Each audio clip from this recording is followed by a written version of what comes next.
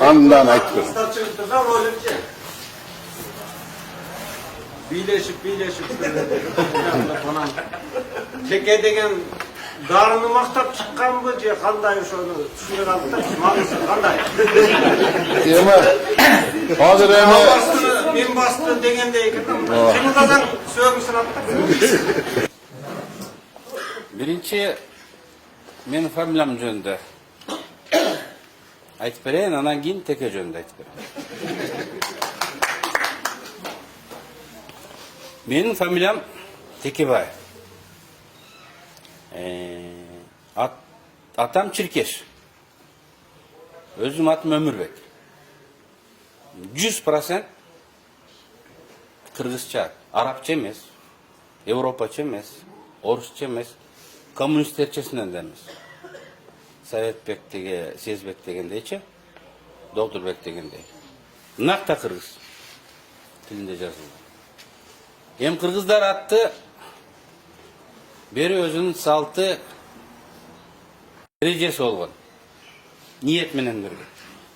Мисалы мен Өмүрбек атты алып калдым, анткени менден мурун 3 бала өтүп кеткен экен. 50-жылдары балдар көп эле билесиңер.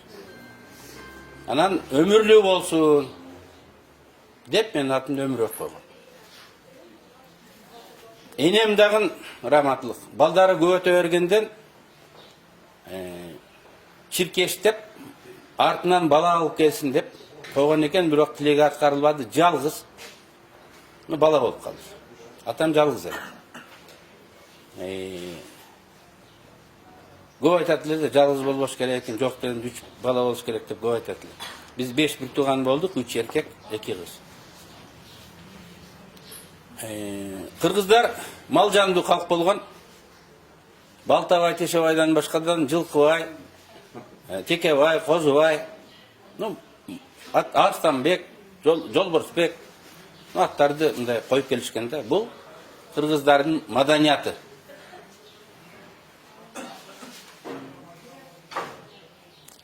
Мен өзүм кыргыз болгоныма сыймыктанам. Мен өзүмдүн чоң атам менен Текебай менен сыймыктанам. Анын аты менен сыймыктанам. Башкача болушу мүмкүн эмес. Анда баарыбыз эле Балтабай, Тешебай деген аттан чанып, кыргыздын маданиятынан, салтынан чанып, Космосбек, Догдурбек, Акылбек, Алтынбек, Алмазбек боло албайт белек. Биз ата бабабызды сыйлаганыбыз үчүн азыр дагы ошондой аттарды балдарыбызга берип келе жатабыз. Мамлекетти жетектеп жүргөн эле кишилердин бири 10-жылдардан кийин. Жанында сүйлөгөн адамдардын Өмүрбек Чиркеш десе, сен аны Өмүрбек Чиркеш дебе, аны Теке де деп мамлекетти жетектеп жүргөн адам айланасындагыларды мени Теке деп тергеткен. Теке деп тергеткен. Анын колунан жем жеген журналисттерге, блогерлерге ушинтип Теке деп жаз деген. Алар ойлогон ошентип мени кемсинтебиз деп. Ошентип мени басынтабыз деген. Мен кыргызмын. Кыргыздын салтын жакшы ойлойм, тарыхын, маданиятын мен сыймыктанам. Болбосо Сасыкбаев, Тезекбаев дегендер фамилияларын өзгөртө албайт беле. Биз кыргыз экенибизге, салтыбызга уя албашыбыз керек. Кебетте кепширибизге уя албашыбыз керек. Өзүнүн ултунан чанып уялган адамдар гана ушундай. Ким Теке деп мени кемсинткиси келгендер, бул кыргыздын чанып, кыргыз экенинен уялган намысы жоктор. Булар маңкурттар. Мен ушундай жиним келди, бир күнү аялыма айттым, мен фамилиямды өзгөртөм дедим. Өмүрбек Теке болуп алам дедим. Мага жагат, мисалы, кыска Теке. Анан кеңешип көрсөм айттым, сен артист болсоң, жаш болсоң өзгөртүп алсаң болот элем, сен саксатчысың, образ деген 10 жылдар калыптанат. Бүгүн эле сен Теке деп элем да сахнага тиге чыга калгандай болосуң деп анан мени айнытышты. Амантур, менин уулум, туруп койчу. Мени коштоп жүр. Фамилиясы мунуку Амантур Чиркеш. Мындан кичинекейи бар, Эсентур Теке болом деп атат. Бұл бізді ешкім басынтып қордай албайды. Біз чиркеш болғанына, теке болғанымызға сыймықтанабыз. Эм үчүн чиркеш? Мынау госсекретар болды. Көз ачыктар жөнүндө китеп статья жазып жүрген, мақала жазып жүрген Абыкеев госсекретар болды. Садыр ошо кыргыздын тиги салт санасын билет, идеологиясын көтөрөт ошол жерге алып келди. 20 жылы мен президентке койгом. 40 жашта болчумун, Аскар Акаевке каршы. Мен бардык жерде ошонун ичинде Алабыкада уткам. Ишенбесеңер ошол кездеги рай кеңештин төрагаларынан сайлоону уюштургандардан сурасаңар айтат. Уткан деп. Мурунку адамдар билесиңер да. Ошондо Болот Атамбаевка болушуп мени шылдыңдап жазган. Кантип дейт Текебаев өмүрөк чиркеш ушул президент болуп калат. Эгер эртең чет элге барса дейт, муну Козлов деп айтат да. Бул бир экинчи. Анан чиркеш, атасы чиркеш экен дейт, муну Состыкович деп айтат дейт. Ушу менин атамдын атын дагы мындай кыргыздын салтын чиркеш деген ниетин тилеген Узар, Улан деген аттар болот го. Улан. Улансын, узарсын, артынан келсин дегенди билдирет да. Кыргыздын тилеги да бул. Ана ошону шылдыңдап жазган адам бүгүн госсекретар. Мына булардын деңгээли. Мынакей деңгээли. Кыргызстанды кыдырып 1000 километрден ашып өттүм мен. Анан бир нерсени байкадым. Мурун байкабай жүрөт элем. Эң көп эстелик жолдун боюнда турган. Кайсыл жаныбарга коюлган? Теке экен. Буканы мен бир эле жерден көрдүм. Жолборс менен арстанды бир-эки жерден көрдүм. Бардык жерде теке.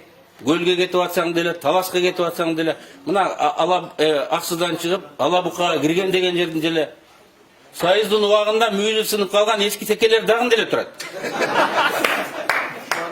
Анткени кыргыз үчүн орустардын кожол деген түшүнүгү бар.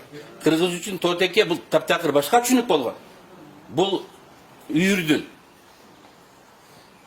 сакчысы, жол башчысы, коргоочусу болгондо. Анан мен айтат элем, кожол менен текени алмаштырбагыла. Анан эми жана теке деген ыр, анын мааниси жакшы. Жаштар жаңы стиль менен, рэп стили менен кеңеш айтып атат аксакалдай болуп, ырчыбалдар. Иштегин дейт. Иштеген адам иштейт дейт. Бийик максат кой дейт. Аракет кыл, ошол максатыңа сөзсүз жетесиң дейт. Ырдын аты теке болгону менен балдарга бир жакшы кеп кеңеш насаат берип атпайбы? Бул биздин партиянын программасына төп келип калып атпайбы? Партиянын лидерине да уйкаш болуп калып атпайбы? Анан кантип биз ушул колдонбой ушундай моменттен өтүп кетебиз? Мен ойлойм тиги шайлоочулар сиздер туура түшүнөт деп. Анан сиз айткан күч ала деп коебу? Ага тиешеси жок.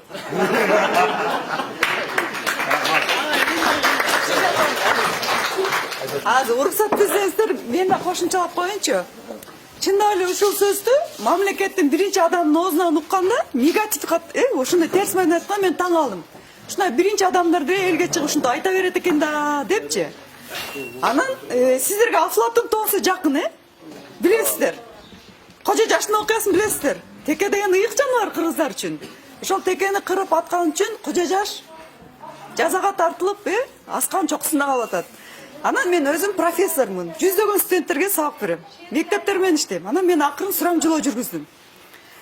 Жаштардын арасында ушул сөз көп колдонуп баштады да акыркы мезгилдерде. Анан кыздардан өзүнчө, жигиттерден өзүнчө ушуну кандай маанайда колдонуп атасыңар депчи. Десем, көрсө жигиттер айтты мага. Кой коюп баскан, татнака кийинген кыздарды, теке деп коюшат экен. мына менин сурамчылыгым жыйынтыгы. Мен жазып койгом муну. Бир макала кылып жарыялайм мен. Анан кыздардан өзүнчө сурадым. А эмнеге силер теке деп колдонуп коесуң да? Силер кандай колдоносуңарсы? Татынакай жигиттер болот го. Өзүнө ишенген, баскан турган тың жигиттерди. Охо, теке экен деп. Анан Бекчора текеден ырт чыгарды. Ошон үчүн мунун аябай жакшы жагы көп.